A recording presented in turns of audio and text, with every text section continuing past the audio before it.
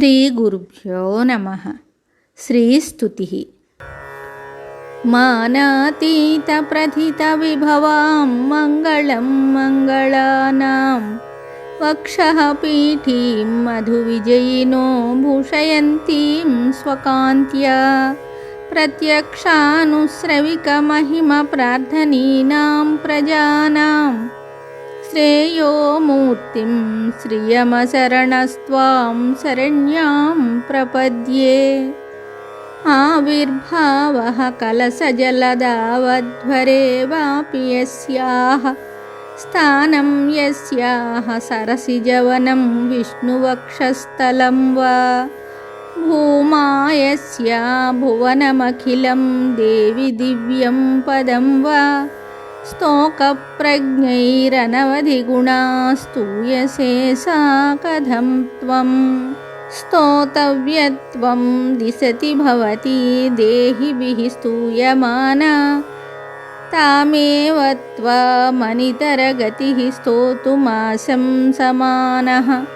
సిద్ధారంభః సకలభువనశ్లాఘనీయో భవేయం సేవాపేక్షా తవ చరణయోః శ్రేయసే కస్య న స్యాత్.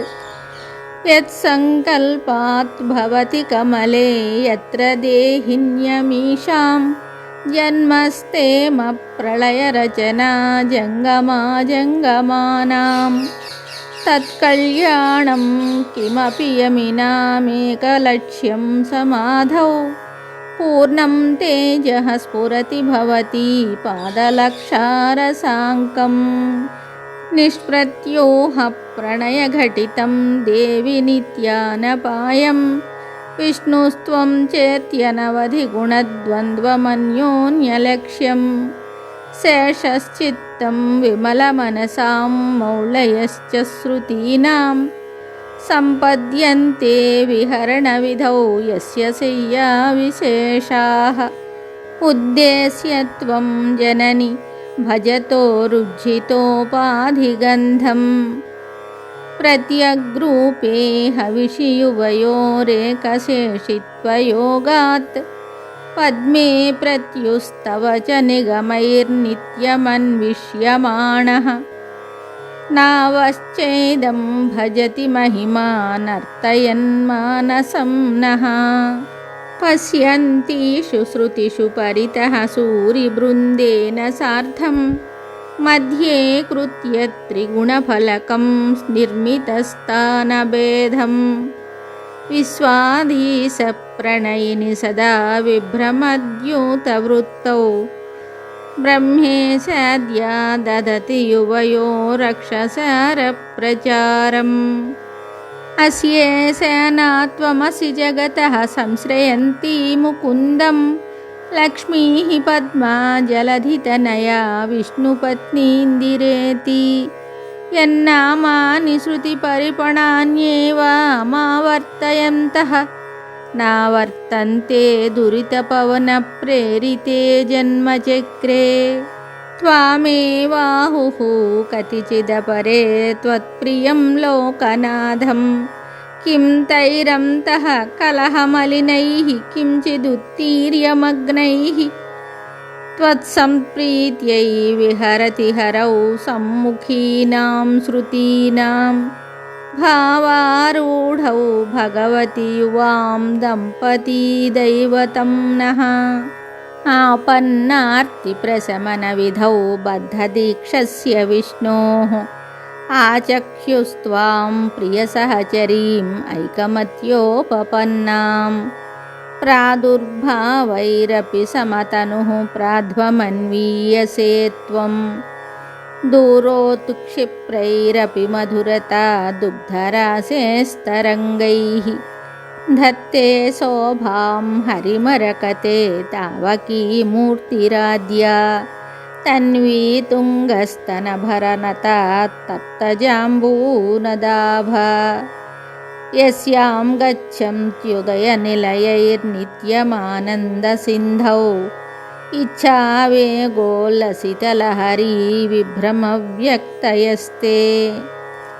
आसंसारं विततमखिलं वाङ्मयं यद्विभूतिः यद्भ्रूभङ्गात् कुसुमधनुषः किङ्करो मेरुधन्वा यस्यां नित्यं नयनशतकैरेकलक्ष्यो महेन्द्रः पद्मे तासां परिणतिरसौ भावशैलेस्त्वधीयैः अग्रे भर्तुः सरसिजमये भद्रपीठे निषण्णाम् अम्भोरासेरधिगतसुधा सम्प्लवादुत्थितां त्वां पुष्पासारस्तगितभुवनैः पुष्कलावर्तकाद्यैः क्लुप्तारम्भाः कनककलशैरभ्यषिञ्चन् गजेन्द्राः आलोक्य त्वाममृतसहजे विष्णुवक्षः स्थलस्तां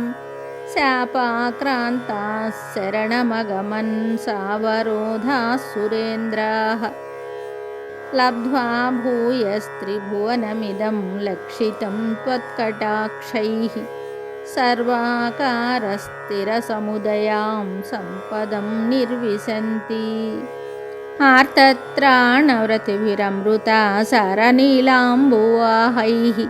अम्बोजानामुषसि मिषतामन्तरङ्गैरपाङ्गैः यस्यां यस्यां दिशि विहरते देवि दृष्टिस्त्वदीया तस्यां तस्यामहमहमिकां तन्वते सम्पदोघाः योगारम्भत्वरितमनसो युष्मदैकान्त्ययुक्तं धर्मं प्राप्तुं प्रथममिह ये धारयन्ते धनायां तेषां भूमिर्धनपतिगृहादम्बरादम्बुदेर्वा धारा निर्यान्त्यधिकमधिकं वाञ्छितानां वसूनां श्रेयस्कामाः कमलनिलये चित्रमाम्नाय वाचां चूडापीडं तव पदयुगं चेतसा धारयन्तः छत्रश्चाया